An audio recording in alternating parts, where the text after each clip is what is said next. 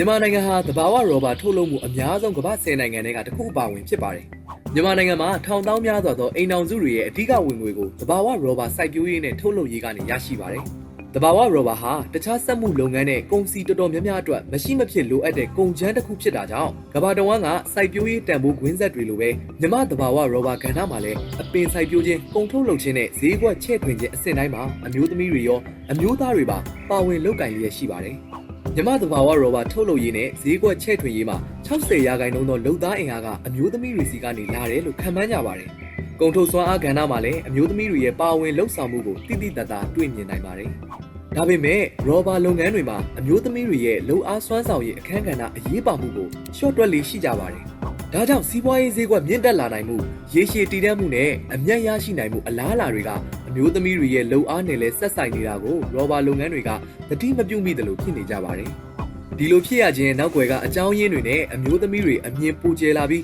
အရင်းမြစ်တွေအထောက်ပံ့တွေကိုလက်လန်းမိနိုင်တဲ့အခါမိသားစုတွေစီးပွားရေးလုပ်ငန်းတွေနဲ့စိုက်ပျိုးရေးတန်ဖိုးခွင်းဆက်တွေရဲ့ရနိုင်တဲ့အကျိုးအမြတ်တွေကိုဒီဗီဒီယိုထဲမှာဆက်လက်ရှုစားကြည့်ရှုနိုင်ပါတယ်။ကမ္ဘာအနှံ့ပြားကစိုက်ပျိုးရေးတန်ဖိုးခွင်းဆက်တွေမှာအမျိုးသမီးတွေဟာအရေးပါတဲ့တာဝန်တွေကိုထမ်းဆောင်နေချိန်ရောဘာတန်ဖိုးခွင်းဆက်မှာတော့သူတို့ရဲ့လှုပ်ဆောင်နိုင်စွမ်းတွေကိုအပြည့်အဝအသုံးချဖို့အတွက်အများနဲ့မတူတဲ့စိန်ခေါ်မှုတွေကိုကြုံတွေ့နေရဆဲဖြစ်ပါတယ်။ဒါဟာကုန်ထုတ်စွမ်းအားကိုထိခိုက်စေပြီးနောက်ပိုင်းဝင်ငွေတိုးတက်မှုကိုပါထိခိုက်စေပါတယ်။ကမ္ဘာတလောကမိသားစုတွေနဲ့လူ့အဖွဲ့အစည်းအတွင်းမှာအမျိုးသမီးတွေရဲ့အခန်းကဏ္ဍအပေါ်သဘောထားအမြင်တွေကသူတို့ရဲ့စီးပွားရေးနဲ့ပတ်သက်တဲ့အကျိုးပြုနိုင်စွမ်းကိုတက်ရောက်မှုရှိပါတယ်။နိုင်ငံတိုင်းရဲ့လုပ်သားအင်အားနဲ့တိုင်းပြည်စီးပွားရေးမှာအမျိုးသမီးတွေပါဝင်မှုကအရေးကြီးပါတယ်။ဒါပေမဲ့မြန်မာနိုင်ငံအပါအဝင်နိုင်ငံတော်တော်များများကမိသားစုဘဝကျန်းမာဒုက္ခပြည့်စုံခြင်းနဲ့အိမ်မှုကိစ္စစီမံခြင်းကသာအမျိုးသမီးတွေရဲ့တာဝန်လို့ယူဆနေကြတော့မှာပဲ။အကျိုးဆက်အနေနဲ့ကတော့အမျိုးသမီးတွေအတွက်စီးပွားရေးရင်းမြစ်တွေ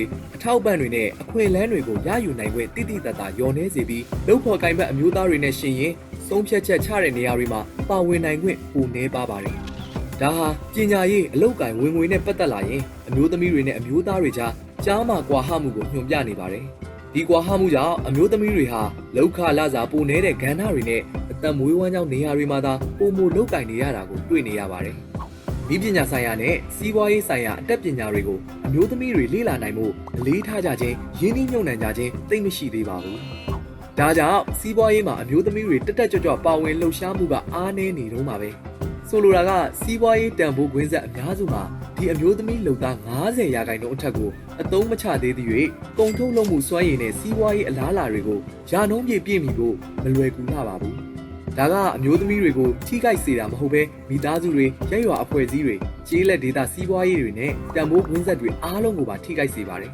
။အမျိုးသမီးတွေကိုကျွမ်းကျင်မှုအသိပညာအရင်းအမြစ်နဲ့အထောက်ပံ့တွေပေးကစွမ်းဆောင်ရည်မြင့်တင်ခြင်းကလူမှုရေးနဲ့စီးပွားရေးဆိုင်ရာအကျိုးကျေးဇူးတွေဖြစ်ထွန်းစေနိုင်ပါတယ်။ဒါအပြင်သူတို့ရဲ့မိသားစုတွေနဲ့စီးပွားရေးအတွက်လည်းအကျိုးအမြတ်တွေရစေနိုင်ပါတယ်။သူတေသနာပြုချက်တွေအရစွမ်းဆောင်ရည်မြင့်တင်ရေးအခွင့်အလမ်းတွေမှာကြားမှကွာဟမှုကိုချုံလိုက်နိုင်တာကဖွံ့ဖြိုးလာတဲ့စီးပွားရေးနဲ့ပြည်တွင်းအသက်တင်ထုတ်ကုန်တန်ဖိုးကို1.5%အထိ၎င်းလူတဦးစီရဲ့ဖြန်းမြဝင်ငွေကို14%အထိ၎င်းတိုးလာစေနိုင်ပါတယ်။ဒီတိုးတက်မှုဟာမိသားစုတွေစီးပွားရေးလုပ်ငန်းတွေတန်ဖိုးခွင်းဆက်တွေနဲ့တိုင်းပြည်စီးပွားရေးတစ်ခုလုံးအတွက်ရလဒ်ကောင်းကိုယူဆောင်လာပေးနိုင်ပါတယ်။ပုံမသိရှိလိုပါသလား။မြမတဘာဝရောဘာကဏ္ဍအကြောင်းအသေးစိတ်ကိုအပိုင်းနှစ်မှာဆက်လက်ကြည့်ရှုနိုင်ပါတယ်။